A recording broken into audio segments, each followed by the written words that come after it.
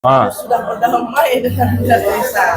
Oh, oke. Apakah ini dua pandanganmu terhadap apa yang selama ini kamu ucapkan tentang Niki segala macamnya? Tidak. Raja Bangsawan tetap pada prinsipnya ya. Bunda Teresa tidak terima, bye-bye, lo pergi aja jangan depan gue. Ya. Tetap saya dukung Niki, tapi kalau yang benar saya benarkan, yang salah saya salahkan. Tapi mereka sempat protes kan bahwa kamu seperti, katanya temanku begini. Loh, enggak dong. Saya itu tidak mau menjadi teman yang menjerumuskan, ya kan? Kalau misalnya saya bilang, saya teman gitu.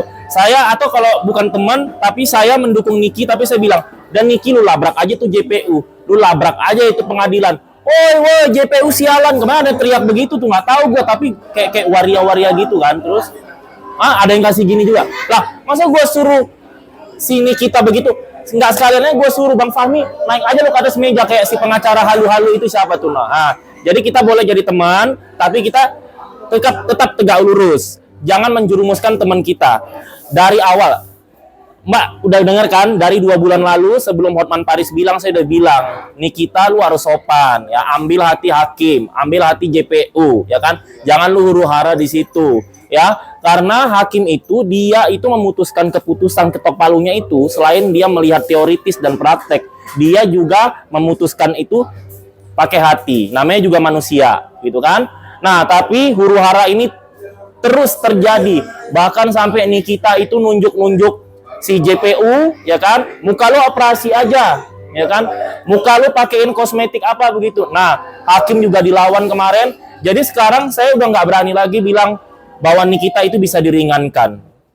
Kalau awal-awal kan saya bilang Nikita itu bisa diringankan tapi nggak bisa dibebaskan. Tapi dengan adanya huru-hara ini, apalagi fans-fans alainya itu teriak-teriak, udah ini kayaknya nggak mungkin.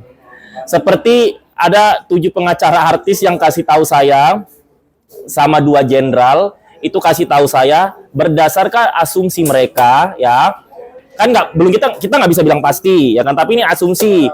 Tapi asumsi para pengacara dan asumsi para jenderal yang melihat kasus ini, mereka kan orang sekolahan ya kan, mereka itu menyimpulkan sesuatu pasti udah lihat sejarahnya dong.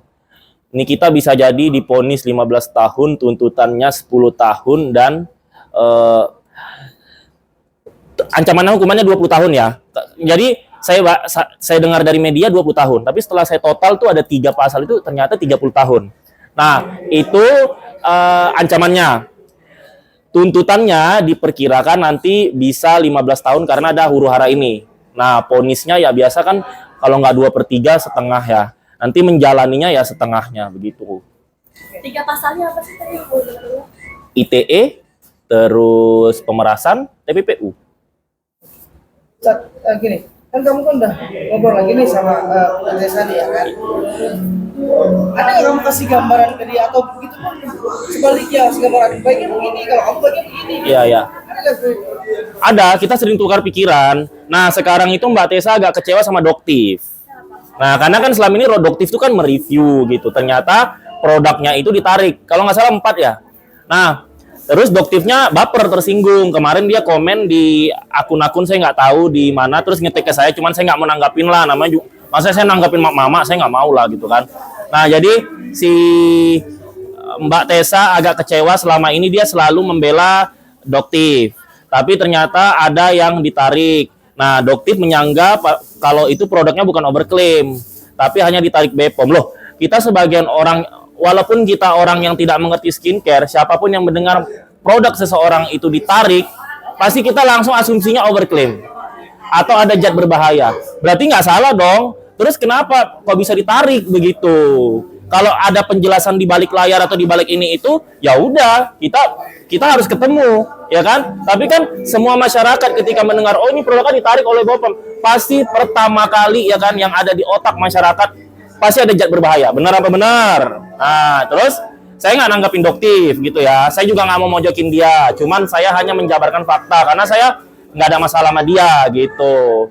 Jadi menurut saya Doktif jangan baper lah kan. Maksud gua gini, ini kan dunia entertainment ya kan. Setiap orang bebas untuk memaparkan pendapatnya ya kan. Setiap orang bebas untuk menyimpulkan sesuatu. Ya simpel aja sih Doktif. Hidup itu ada 2. lu kalau terkenal mau jadi artis siap dikomentari. Lu nggak mau dikomentar, lu jadi orang kantoran, nggak ada yang kenal, lu nggak ada yang kasih komentar. Betul apa betul? Nah, gitu. Jadi saya juga dikomentari sana sini juga ya udah gitu, namanya kita hidup di dunia entertain. Jadi kalau buat Dokti saran saya, kalau misalnya ada yang ngata-ngatain Dokti, baik itu netizen, baik itu sesama entertainer, ya intinya gini, kalau sudah menjadi orang yang dikenal masyarakat harus siap di pro dan kontra. Kalau tidak mau di pro dan kontra, kerja di kantor, nggak ada yang kenal. Nggak, artinya untuk Niki ini sendiri kan sudah melaporkan juga dugaan JPU ini ke KPK. Saya dukung tuh. Nah, ini berita babak baru ya? Ya. Gimana katanya? Gimana nih Kak Adek ketika mendengar oke kan Niki No. rekaman itu ke KPK? Ya, saya sangat mendukung Nikita Mirjani melaporkan JPU dan hakim ke KPK. Tapi ingat, bisa jadi bumerang. Nah, bisa jadi bumerang. Ada tapinya gitu. Jadi gini, kalau Nikita memang punya bukti kalau JPU dan hakim itu disogok, maka laporkan ke polisi, ke KPK, oke? Tapi nanti kalau jadi saya tidak tahu ada bukti apa di balik layar. Saya nggak tahu ya. Yang saya tahu adalah bukti yang dipaparkan Lucinta Luna di media sosial. Ya, kenapa? Karena netizen ngetik-ngetik, Kak itu lihat tuh Lucinta Luna bocorin ini. Nah, kalau cuman buktinya seperti itu tidak kuat, ya kan? Sekarang katanya itu kakak iparnya Reza Gladys, Mufid, ya kakaknya Mufid atau Heni Segara. Nah, sekarang gini, itu kan hanya teleponan sama netizen alay. Saya nggak tahu, katanya ada netizen yang laporkan itu, ya kan? Nah, sekarang gini, pertama itu netizen yang ngarang-ngarang bisa dilaporkan, ya kan? Karena datanya dari dia. Kedua, kalau nanti kakaknya Mufid bilang gini pas dilaporkan, oh iya Pak, itu hanya bercanda-bercandaan saya doang, itu karangan saya. Kenapa kamu ngarang-ngarang begitu? Kalau ditanya pihak kepolisian, iya, soalnya supaya saya tebar pesona aja, biar saya kelihatan hebat di mata netizen kalau saya bisa mengontrol kepolisian, bisa mengontrol hakim. Ternyata pada faktanya, tapi faktanya saya tidak melakukan itu, Pak. Bahkan adik ipar saya dan adik kandung saya tidak tahu. Nah, gugur kan? Jadi nanti urusan kepolisian samanya si kakaknya si Mufid sama Reza nggak tahu apa-apa, berarti nggak ada dong aliran dana ke JPU dan hakim. Itu satu. Kedua, kalau tidak ada data transfer, kalau tidak ada video pertemuan antara hakim dan dokter Reza Gladys menyerahkan duit itu, tidak ada data transfer, tidak ada, oh iya memberikan 20 miliar, ada rekamannya, ada videonya, atau ada chattingan antar hakim JPU dan Reza Gladys sekeluarga. Pak, duitnya udah saya transfer, rekeningnya di sini. Tidak ada. Hukumannya Nikita kalau nggak dilaporkan balik sama pengadilan, hukuman dia bisa meroket. Nah, makanya hati-hati juga. Kalau cuma chattingan kan bisa diedit. Kecuali kalau orang IT mau turun, oh iya nih chattingan begini. Tapi kalau chattingan yang di Lucinta Luna yang dipajang Lucinta Luna itu tidak menguatkan kalau JPU dan hakim itu menerima suap, ya kan? Tapi saya bilang, saya menilai hanya yang tertera di media. Kalau misalnya si Bang Fahmi punya bukti ini ono kucur, ya saya nggak tahu dong. Itu kan nanti urusan mereka sama penyidik sama KPK gitu. Tapi kayak nggak sih dengan suara rekaman itu benar adanya atau memang itu sengaja memang buat-buat?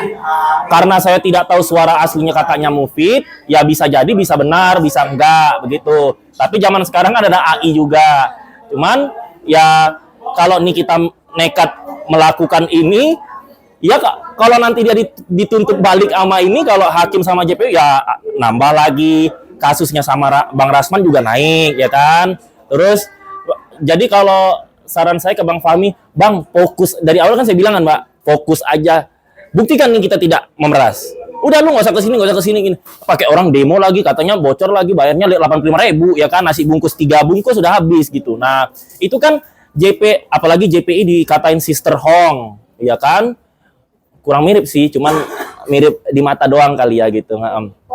Iya, mungkin satu ras ya. Halo Mbak JPU, nama Mbak siapa? Sister Hong bukan? Oh Mbak Indah ya, orang Batak, Madura. Saya juga orang Medan, tapi saya orang Melayu, bukan Batak. Nah, jadi saran saya sama Bang Fahmi, fokus aja ke kasusnya, jangan melebar ke sana sini, jangan melebar. Nanti nih kita ponis 20 tahun, kasihan anaknya 3, ya kan? Namanya kita kan di penjara, kita nggak bisa kerja kan, pemasukan pasti kurang. Apalagi kalau udah nanti di penjaranya lama di atas 5 tahun, orang udah lupa. Bang Pablo, happy birthday, wish you all the best. Nah, jadi kasihan nih kita nanti keluar udah susah lagi dia personal branding jadi artis kan, orang udah pada lupa begitu. Jadi saran saya kalau sini udah dibawa KPK harus terima konsekuensinya begitu.